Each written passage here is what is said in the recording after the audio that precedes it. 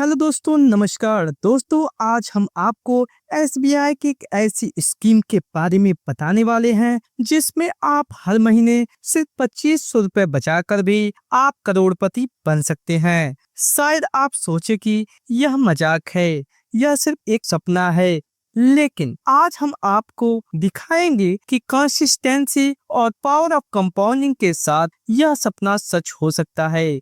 बस 2500 रुपए हर महीने, यह एक छोटा सा अमाउंट लग सकता है। बहुत से लोग इसे कॉफी, मूवी या शॉपिंग में खर्च कर देते हैं, लेकिन जब आप इस पैसे को एसआईपी के जरिए म्यूचुअल फंड में इन्वेस्ट करते हैं, तब शुरू होता है कंपाउंडिंग का जादू। आपको एक करोड़पति बनने में कितना समय लगेगा, इसका पूरा कैलकुलेशन आज हम आपको समझाएंगे।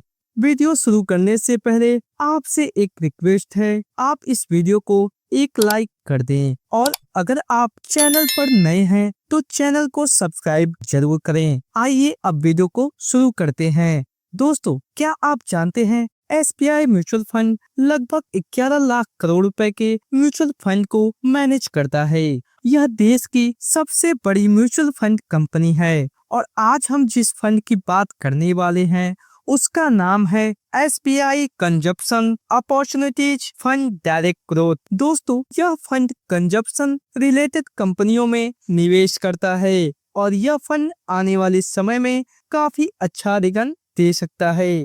इस फंड को एसबीआई ने 5 जुलाई 1999 को लॉन्च किया था और इस फंड में अभी तक देश के करोड़ों लोग लगभग 3134 करोड़ रुपए का इन्वेस्टमेंट कर चुके हैं।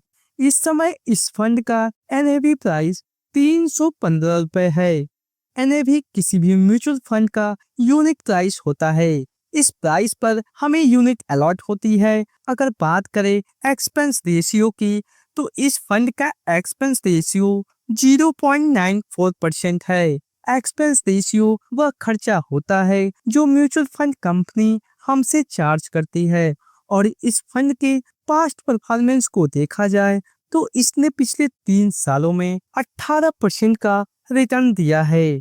पिछले 5 सालों में 27% का रिटर्न दिया है और जब से यह फंड लॉन्च हुआ है तब से अब तक 16% का रिटर्न अपने इन्वेस्टर को बनाकर दिया है। इस फंड के टॉप होल्डिंग की बात करें तो इस फंड ने भारतीय एयरटेल में 6% का निवेश किया है, आईटीसी में 5.2% का निवेश है, ब्रिटानिया इंडस्ट्रीज में 4.9% का इन्वेस्टमेंट किया है, जुबिलेंट फूडवर्क में 4.47% का, गणेशा इकोस्फीयर्स में 4.2% का इन्वेस्टमेंट किया है। इस फंड के एलोकेशन को देखें तो इस फंड ने एफएमसीजी सेक्टर में सबसे अधिक 31% का इन्वेस्टमेंट किया है। कंज्यूमर ड्यूरेबल्स में 21% का इन्वेस्टमेंट है, कंज्यूमर सर्विसेज में 20% का इन्वेस्टमेंट है, ऑटोमोबाइल सेक्टर में 12% का इन्वेस्टमेंट है, टेक्सटाइल सेक्टर में 7.43% का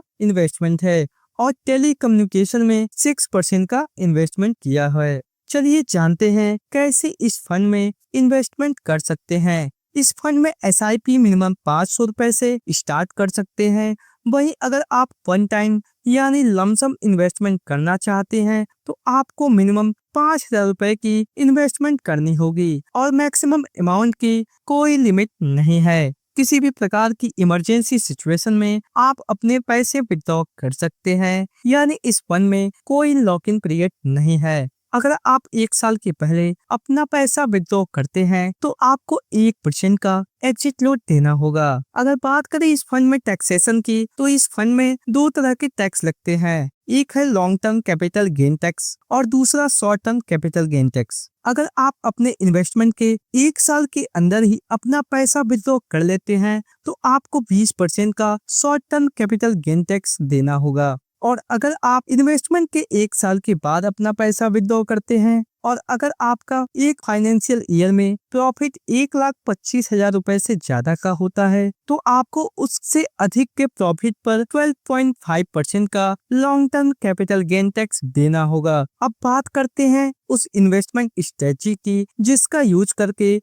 हम ज्यादा रिटर्न बना सकते हैं। दोस्तों, अगर हम इस फंड की पास्ट परफॉर्मेंस को देखें तो इस फंड ने 16% से अधिक का रिटर्न दिया है। तो इस हिसाब से हम आने वाले सालों के लिए 16% का एक्सपेक्टेड रिटर्न मानकर चलते हैं। तो इस हिसाब से अगर आप 2500 रुपए की SIP करते हैं तो 5 साल बाद आपके टोटल इन्वेस्टमेंट होगी 1,50,000 रुपए। इस पर आपको एक्सपेक्टेड रिटर्न मिलेगा 73,789 रुपए और आपके फंड की टोटल वैल्यू होगी 2,23,789 रुपए। 10 साल तक SIP कंटिन्यू रखने पर 10 साल बाद टोटल इन्वेस्टमेंट होगा 3 लाख रुपए और इस पर एक्सपेक्टेड रिटर्न मिलेगा 3,93,823 रुपए और आपके फंड की टोटल वैल्यू होगी 6,93,823 रुपए। इसी तरह अगर आप 20 साल तक SIP कंटिन्यू रखते हैं तो 20 साल बाद आपके टोटल इन्वेस्टमेंट होगी 6 लाख रुपए और इस पर आपको एस्टिमेटेड रिटर्न मिलेगा